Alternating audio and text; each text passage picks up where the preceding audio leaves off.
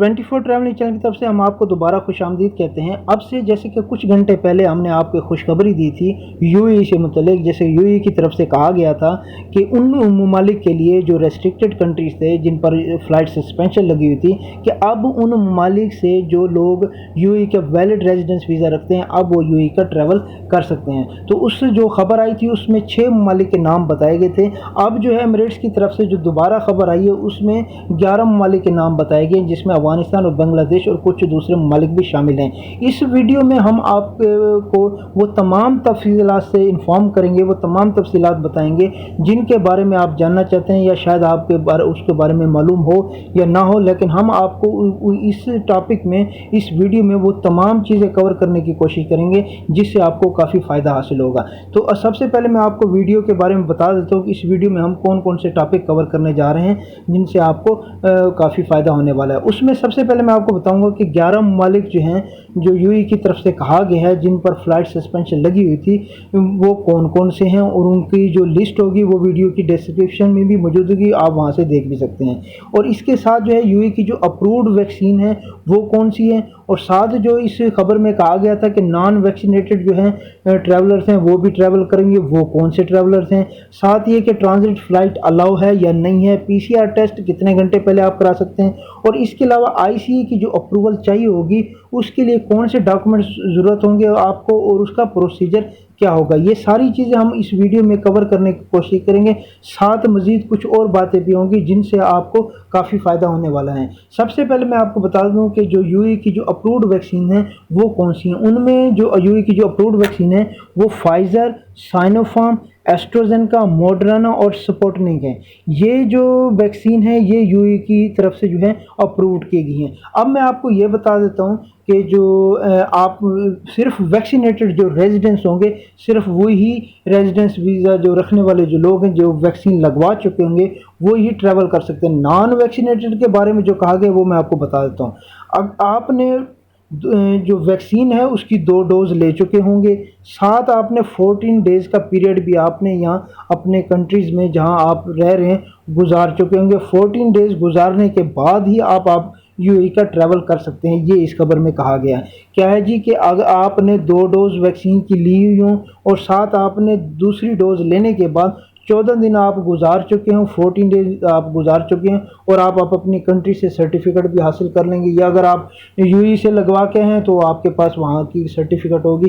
तो ये जो है 14 डेज़ का पीरियड मस्ट गुजारना होगा आपने दूसरी डोज के बाद यूएई का ट्रैवल करने के लिए। ठीक है, अब मैं आपको बताता हूँ कि जो नॉन वैक्सीनेटेड जो लोग हैं वो कौन से हैं जिनको कहा गया है कि इजाज़त दी गई कि वो ट्रैवल कर सकते हो। उसमें जो हेल्थ वर्कर्स हैं, ठीक है जी, उस जो नॉन वैक्सीनेटेड जो जिनके बारे में कहा गया वो हेल्थ वर्कर जा सकते हैं, एजुकेशनल जो प्रोफेशन से ताल्लुक़ रखते हैं वो लोग जा सकते हैं, और स्टूडेंट जा सकते हैं। ये 3 जो है कैटेगरी के बारे में बताया गया है कि ये लोग अगर नॉन वैक्सीनेटेड हैं तो ये भी जो है इनको भी आईसीए की तरफ से अप्रूव मिल जाएगी और ये भी यूएई का ट्रैवल कर सकते हैं। साथ अब मैं आपको बता दूं कि ट्रांजिट फ़्लाइट बिल्कुल ठीक है जी, ट्रांजिट फ़्लाइट से भी आप जा सकते हैं। वो जो यूएई में जैसे आप पहुंचेंगे वहाँ ट्रांजिट फ़्लाइट के लिए एक अलग लॉन्च बनाया गया है, लेकिन आप ट्रैवल कर सकते हैं, उसमें क्वेश्चन नहीं। लेकिन आपने वैक्सीन लगवाई, शर्त ये है कि आप वैक्सीनेटेड हों और 14 दिन का पीरियड जो है वो आप गुजार चुके हैं। अब मैं आपको बताता हूँ कि जो आपका पीसीआर टेस्ट होगा वो कोरोना का जो आप टेस्ट कराएंगे प्री डिपार्चर से पहले वो आपका 72 आवर्स से पहले करा सकते हैं, और डिपार्चर के वक्त आपका जो टेस्ट है वो 48 घंटे से ज़्यादा उसकी वैलिडिटी, कम से कम 48 घंटे वैलिडिटी उसकी होनी चाहिए। अब मैं आपको बता दूं तो ये जो वैक्सीन के बारे में भी मैंने आपको बता दिया कि वैक्सीन कौन कौन सी वैक्सीन जो है यूएई की तरफ से अप्रूव की गई हैं, और वैक्सीन लगवाने के बाद डबल डोज लेने के बाद आप 14 दिन का जो पीरियड है वो भी स्पेंड कर चुके हैं। अब मैं आपको बताता हूँ कि आईसीए से जो आप अप्रूवल लेते हैं उसके लिए आपको कौन से डॉक्यूमेंट्स चाहिए होंगे और वो जो उससे और उसका प्रोसीजर क्या होगा ये मैं आपको बताता हूँ। और साथ ये कि इसकी आईसीए की जो वेबसाइट का जो लिंक होगा, जो शॉर्ट लिंक होगा जिस पर आप क्लिक करने पर आप उसी पेज पर पहुँच जाते हैं जहाँ से आपने अपनी अप्रूवल लेनी है। और ये आप खुद अप्रूवल ले सकते हैं, अपने मोबाइल से अप्लाई कर सकते हैं, लैपटॉप जहाँ अगर आपके पास कोई भी डिवाइस है तो आप उससे अप्लाई कर सकते हैं। और अगर आप किसी एयरलाइन से टिकट ले रहे हैं तो वो अगर आपको इसकी सर्विस दे रहा है, बेहतर अगर आपको ज़्यादा पता नहीं है तो उनसे करवा लें, अगर वो करके दे सकते हैं, नहीं तो आप खुद इसको बआसानी कर सकते हैं। इसका कोई कॉम्प्लिकेटेड प्रोसीजर नहीं है, सिर्फ जो उनकी रिक्वायरमेंट्स होंगी, जो उन्होंने लिखा हुआ होगा, वो आपने उसको फिल करते जाना और आप आपको कर सकते हैं। अब मैं आपको बताता हूँ कि आपको कौन से डॉक्यूमेंट्स चाहिए होंगे, और इसके टोटल मैं आपको ये भी बता दूँ कि टोटल इसके जो है वो 7 स्टेप हैं। इन 7 स्टेप को करने के बाद आपकी आईसी की जो अप्रूवल है वो सबमिट हो जाती है, और आईसी की अप्रूवल जो है वो विद इन 2 आवर्स भी आ जाती है, एक दिन के अंदर भी आ जाती है, 24 आवर भी लग सकते हैं, लेकिन ज़्यादातर ये जल्दी आ जाती है, क्योंकि ये मैंने खुद भी की हुई है। ठीक है, मैं आपको बता देता हूँ। आईसी के अप्रूवल के लिए आपको पासपोर्ट की डिटेल, डालनी होगी, वैक्सीन की इंफॉर्मेशन डालनी होगी, पीसीआर टेस्ट जो आपने कराया होगा उसकी डेट भी डालनी होगी, और साथ उसकी रिज़ल्ट जो है वो आपको जो पीसीआर टेस्ट का मिलता है उसकी डेट भी आपने डालनी होगी। अब मैं आपको बताता हूँ इसके लिए आपको डॉक्यूमेंट्स वगैरह, ये जो प्रोसीजर है उस प्रोसीजर के बारे में बता देता हूँ। इसमें सबसे जो पहला स्टेप होगा उसमें ये है कि आपने अपना नाम, ठीक है जी, और जेंडर, आप मेल फीमेल वो आप लिखेंगे, साथ आपने डेट ऑफ बर्थ अपनी लिखनी होगी, प्लेस ऑफ बर्थ लिखी होगी जो पासपोर्ट पर अमूमन लिखी होती है, ठीक है जी, और एक्सपेक्टेड जो है डेट ऑफ अराइवल होगी कि आपने कब जो है यूएई में पहुंचना है, और अराइवल पोर्ट आपका कौन सा होगा, आपने कहाँ पहुंचना है, किस सिटी में पहुंचना है उधर, और इसके अलावा जो है कंट्री ऑफ डिपार्चर जो है वो आपका कौन सा होगा, और आपने अपना ईमेल एड्रेस जो लिखना होगा। और ये ईमेल एड्रेस के बारे में आपको बता दूं, आपका ईमेल एड्रेस वैलिड होना चाहिए, क्योंकि उस पर आपको एक क्यूआर कोड मिलेगा जिससे आपकी वेरिफिकेशन होगी, आप फर्दर नेक्स्ट फॉर्म पर जाएंगे जिस पर आपने अपनी ज़रूरी मालूमात और दूसरे स्टेप पर जाके आपने फिल करनी होगी। ठीक है जी, अब आपको मैं दूसरे स्टेप के बारे में बताता हूँ। वहाँ जो दूसरा स्टेप होगा उसमें आपने पासपोर्ट टाइप और एक्सपायरी डेट और इशू डेट पासपोर्ट की जो टाइप हो उसमें आपने लिखे होता है आपका ऑर्डिनरी, ज़्यादातर लोकल, और किसी का स्पेशल, जैसे दूसरे पासपोर्ट है तो वो भी अपना लिख सकते हैं। ठीक है जी, जो उसके पासपोर्ट की कैटेगरी होगी, पासपोर्ट की टाइप डालनी होगी, एक्सपायरी डेट डालनी होगी, इशू डेट डालनी होगी, पासपोर्ट का नंबर होगा, और उसके साथ जो है उसके इशू कंट्री भी होगा, ठीक, और इशू और जिस कंट्री से इशू है वो भी आपने लिखना होगा। अब मैं आपको स्टेप 3 के बारे में बता देता हूँ कि इसमें आपने क्या करना होगा। इसमें जो स्टेप 3 है इसमें ये पूछा जाएगा कि आपका जो लोकल एड्रेस इन यूएई में, यूएई के अंदर जहाँ आपने जाकर रहना है या जहाँ आप रहते हैं, आपने सिर्फ अपना वहाँ का एड्रेस देना होगा और वैलिड मोबाइल नंबर देना होगा, जो यूएई का आपका वैलिड मोबाइल नंबर होगा। स्टेप 4 के बारे में मैं आपको बता देता हूँ कि जो स्टेप 4 होगा उसमें ये होगा कि जो स्टेप 4 है वो वैक्सीन से मुतल्लिक है। बेसिकली उसमें जो है जो लिस्ट दी गई है आईसी की तरफ से, वो 8 ऐसी वैक्सीनों के 8 वैक्सीनों के नाम बताए गए हैं जो उसमें जो लिस्ट दी गई। आपने उस 8 वैक्सीन में से जौन सी वैक्सीन आप लगवा चुके हैं उस वैक्सीन को आपने लिखना होगा। ठीक है, आपने उसको टिक मार्क है या जो भी सिस्टम होगा फॉर्म के अंदर आपने उसको फिल करना होगा।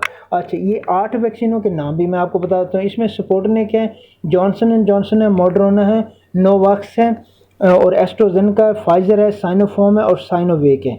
ये जो है ये वैक्सीन वहाँ लिखी होंगी। ठीक है जी, जो यूएई की तरफ से अप्रूव्ड वैक्सीन है आपने वही लगवाई हुई है तो बेहतर है, लेकिन अगर आपने कोई दूसरी भी लगवाई हुई है तो भी आपने फॉर्म में वो फिल करनी होगी। ठीक है, इसके साथ आपने फॉर्म में फर्स्ट डोज की डेट, सेकेंड डोज की डेट जो है वो आपने करनी होगी, और अगर आपने थर्ड डोज भी ली हुई है अगर, तो वो आपने लिखनी होगी, नहीं ली हुई तो कोई वो आपने उसको छोड़ देंगे, वो लिखने की ज़रूरत है फिर नहीं होगी। और साथ में आपको ये बता दूं कि जो आपका कोरोना टेस्ट होगा, अब मैं जो बात आ रहा हूँ उस पर कि आपने कोरोना टेस्ट अप्रूवल से पहले कराना होगा या बाद में कराना होगा। तो इस स्टेप में ये लिखा हुआ कि आपका जो इस स्टेप में आपने पीसीआर जो टेस्ट है उसकी डेट और उसकी रिजल्ट डेट भी आपने लिखनी है।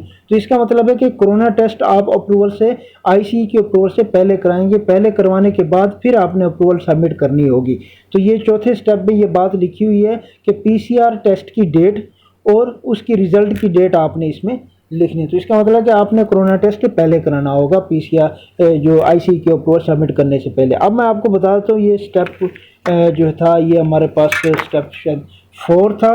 अब मैं स्टेप 5 के बारे में आपको बता देता हूँ कि स्टेप 5 में क्या होगा। स्टेप 5 में ये है कि आपने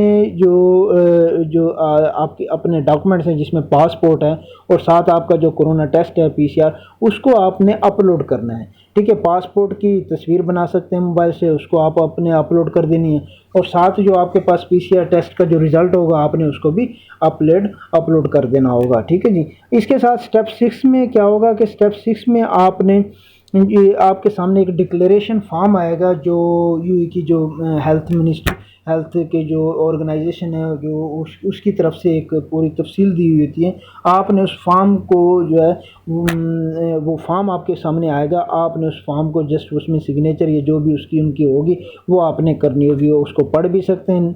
ठीक है जी, वो आप देख लेंगे। बाकी जो स्टेप 7 है, 7 स्टेप से सिर्फ यही है कि आपने उसको सेंड का बटन होगा मौजूद होगा वहाँ, आपने उसको सिर्फ सेंड कर देना, सेंड पर जो है आपने क्लिक कर देना, तो आपकी जो आईसी का अप्रूवल का जो फॉर्म होगा वो सबमिट आ जाएगा। तो इसकी जो डेट इसका जो टाइम होता है उसका कोई टाइम पीरियड नहीं है, वो ज़्यादातर जो है ये 2 घंटे 3 घंटे, तो ये जल्दी आ जाता है। ज़्यादा से ज़्यादा अगर ये 24 आवर में तो आ ही जाता है। अगर किसी के वीज़े या किसी की और चीज़ का प्रॉब्लम हो तो लेट हो सकता है, लेकिन ज़्यादातर ये लेट नहीं होता। अब मैं आपको ये बता दूं, क्योंकि इसमें अब अराइवल डेट और डिपार्चर डेट के बारे में जो है उधर यूएई में जो अराइवल डेट के बारे में कहा गया है, लेकिन आपने जो है टिकट उस वक्त तक नहीं करानी जब तक आपका ये जो अप्रूवल है ना है। तो टिकट आपने बाद में करानी, वो आपने अपनी एक जो आपकी एक एस्टिमेटेड डेट होगी आपने कब ट्रैवल करना है वो आपने लिखनी ज़रूर है, लेकिन आपने टिकट जो है इस अप्रूवल के बाद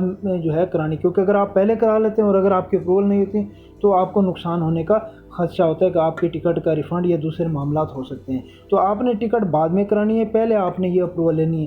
दुबई के लिए ये है कि GDRF से अप्रूवल लेनी होती है और ICA जो होती है वो अबू धाबी के लिए अप्रूवल लेनी होती है। तो इससे मुतल्लिक आप मज़ीद जब किसी भी एयरलाइन से जब जहाँ से भी आप ट्रैवल एजेंसी से आप टिकट लेंगे तो उनसे भी मज़ीद जो भी ज़रूरी मालूमात हो वो भी आप हासिल कर सकते हैं। हम भी जो आपको मालूमात दे रहे हैं वो भी आपके लिए फ़ायदेमंद साबित होगी। तो मज़ीद ट्रैवल अपडेट के लिए और इससे मुतल्लिक अगर कोई भी तफसील आती है तो वो भी हम आपको फ़ौरी तौर पर अपडेट करेंगे। आप हमारे चैनल को सब्सक्राइब करें और नोटिफिकेशन के लिए बेल आइकन दबाएं ताकि आने वाली ऐसी मुफीद इन्फॉर्मेशन आपको फ़ौरी तौर पर मिलती रहे।